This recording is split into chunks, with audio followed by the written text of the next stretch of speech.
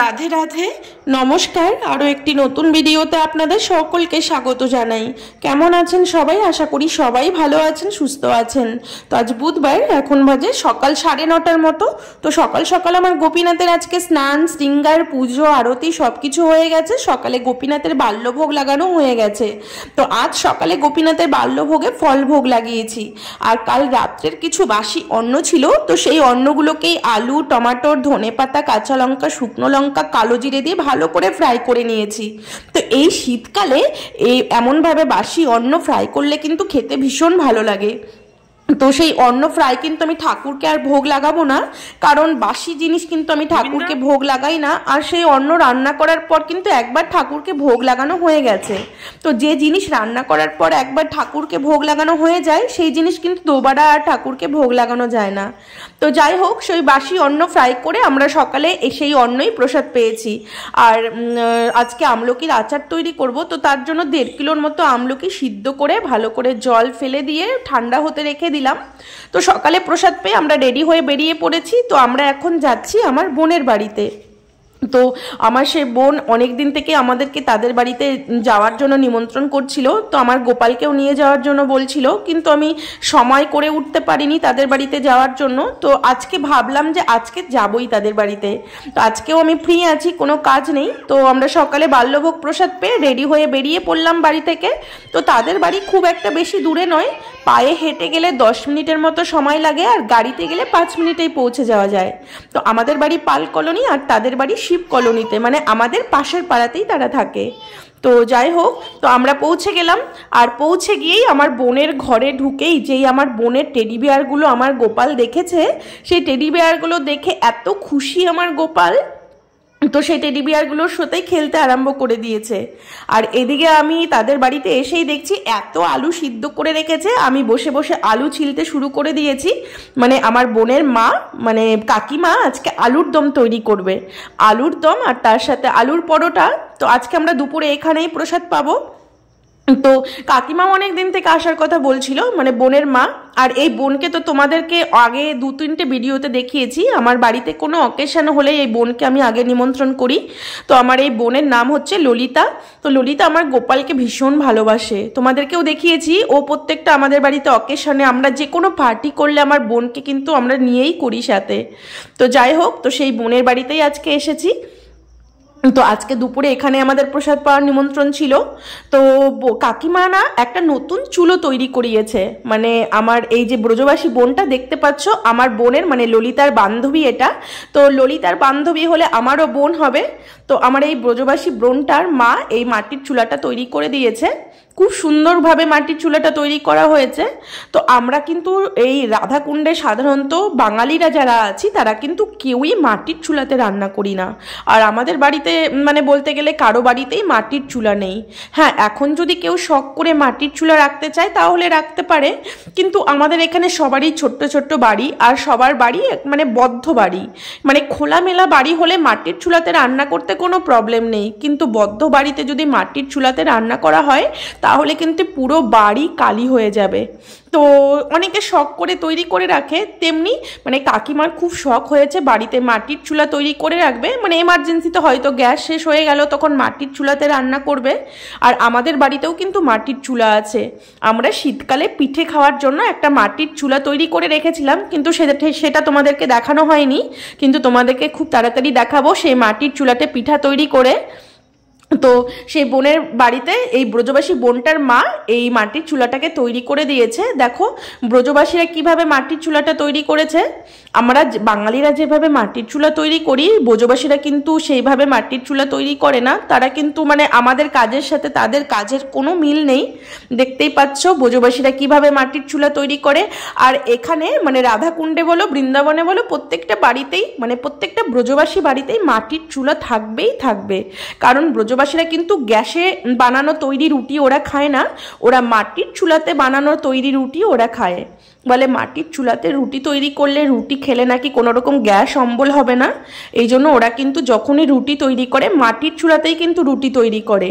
আমাদের মতো গ্যাসে কিন্তু ওরা রুটি তৈরি করে না। আমরা তো বাঙালিরা প্রত্যেকে গ্যাসেই রুটি ভেজে খাই, কিন্তু ব্রজবাসীরা কিন্তু সেইভাবে গ্যাসে কেউই রুটি ভেজে খাবে না।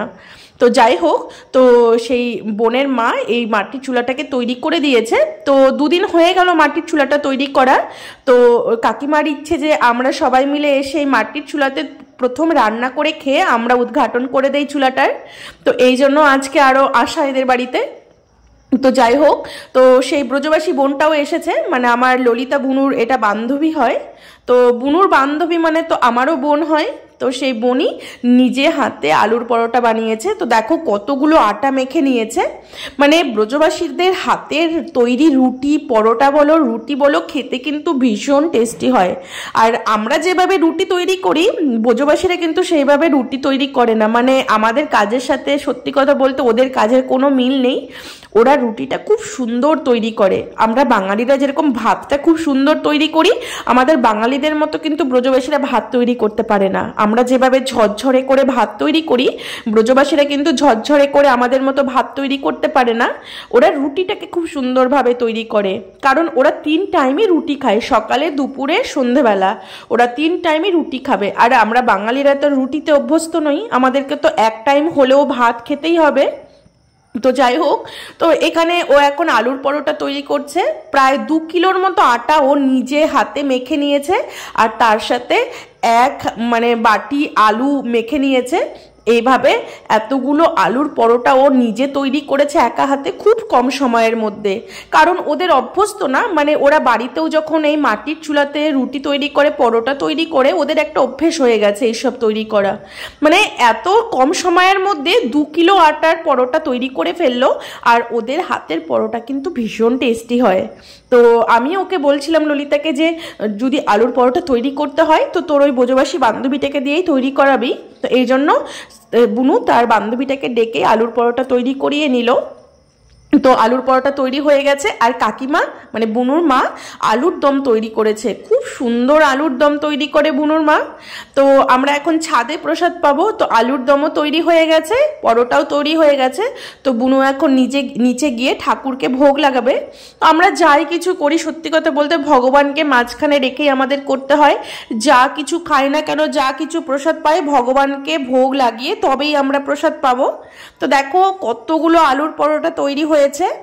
1 কচ আলুর পরোটা তৈরি হয়েছে। প্রায় 2 কিলো আটা মেখে নিয়েছিল, 2 কিলো আটার আলুর পরোটা। আর পরোটাগুলো কত তাড়াতাড়ি ভেজে কমপ্লিট করে ফেললো। আমরা এতগুলো আলুর পরোটা একা একা নিজে হাতে এই আধা ঘন্টার মধ্যে তৈরি কখনো করতেই পারবো না। তো যাই হোক, তো দেখো আর মাটির উনুনটাও কত সুন্দর হয়েছে। মানে ব্রজবাসীদের কাজগুলো কি বলতো, নিখুঁত কাজ। ওরা রুটি পরোটাও তৈরি করে সুন্দর, মাটির উনুনও ওরা খুব সুন্দর তৈরি করে। কারণ ওদের প্রত্যেকের ব্রজবাসী বাড়িতেই কিন্তু মাটির উনুন আছে। ওরা মাটির উনুন ছাড়া কিন্তু রুটি কখনোই খাবে না। তো যাই হোক, তো এদিকে বোন নিচে এসে আলুর পরোটা, আলুর দম ঠাকুরকে ভোগ লাগিয়ে দিল। তো এখন ভোগ লাগিয়ে আমরা ছাদে গিয়ে প্রসাদ পাবো। তো আজকে খুব সুন্দর রৌদ্র উঠেছে বাইরে। তো এতদিন তো খুবই ঠান্ডা হলো, মানে এত পরিমাণে ঠান্ডা ছিল, মানে বাইরে বেরোতে একদম ইচ্ছে করতো না। কিন্তু এখন 2-4 দিন থেকে দেখছি এত সুন্দর রৌদ্র উঠছে, মানে ঠান্ডা এখন রাধাকুণ্ডে নেই বললেই চলে। মানে এখন মানে অনেকটাই গরম পড়ে গেছে। তো যাই হোক, তো এখন আমরা প্রসাদ পেতে বসবো। তো দেখতেই পাচ্ছ আমি আর আমার বোন ললিতা আর ললিতার বান্ধবী, আমরা 3 জন আছি। আর এদিকে ললিতার ভাই মানে ভাই আছে, ললিতারা 1 ভাই 1 বোন। তো ভাই আর ভাইয়ের বন্ধুগুলোও বসেছে। তো সবাই আজকে আমরা একসাথে প্রসাদ পাবো। তো আলুর পরোটা আর আলুর দম। আর আলুর পরোটাগুলো খেতে সত্যি কথা বন্ধুরা বলছি, ব্রজবাসীদের হাতের আলুর পরোটা কিন্তু খেতে খুবই টেস্টি হয়। আর সেটাও আজকে খেয়ে বুঝতে পারছি। তো আর আলুর দমটাও এত সুন্দর তৈরি করেছে কাকিমা, মানে কি বলবো, আমি এত টেস্টি আলুর দম আগে কখনো খাইনি।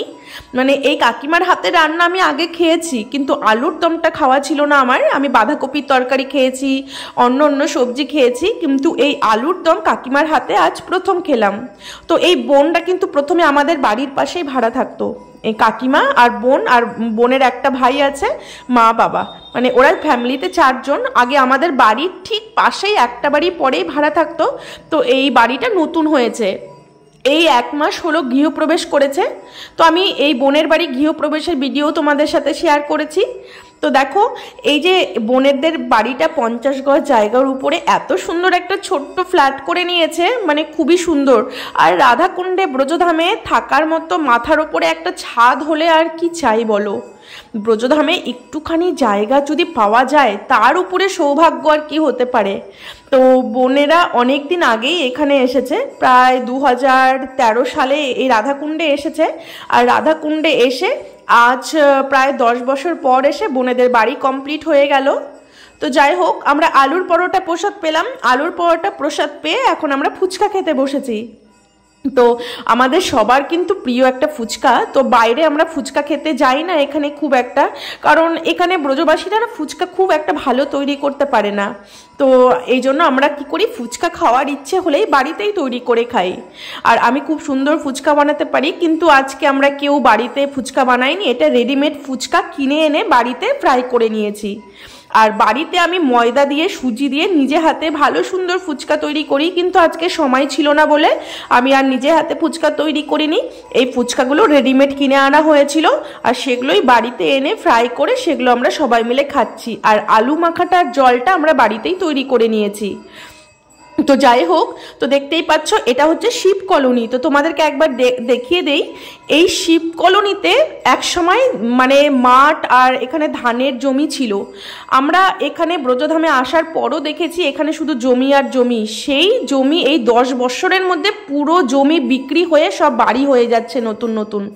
খুব সুন্দর একটা কলোনি, একদম নিরিবিলি নির্জন একটা কলোনি, খুব সুন্দর একটা মানে স্থান।